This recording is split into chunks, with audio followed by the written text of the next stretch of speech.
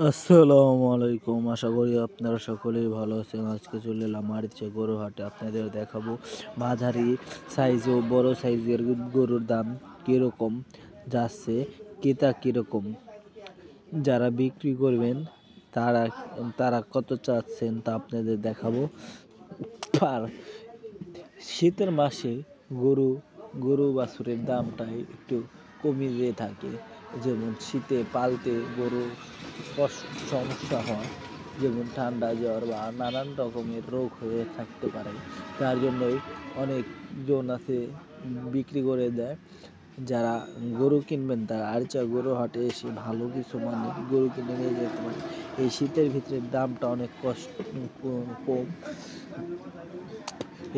এই গরু বেশিরভাগ এসে থাকে চর অঞ্চল থেকে, যেমন বাগুটিয়া চর, কুষ্টিয়া চর বা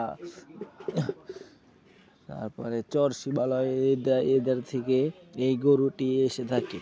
আরিচা গরু হাটে আপনারা ভালো কিছু মানের গরু দেখতে পারবেন, যেমন মাঝারি সাইজ, বড় সাইজ বা বাছুর আছে, সব গরুই আছে। আপনারা যারা গরু কিনবেন তারা আরিচা গরু হাটে এসে ভালো কিছু গরু দেখে কিনে নিয়ে যেতে পারেন।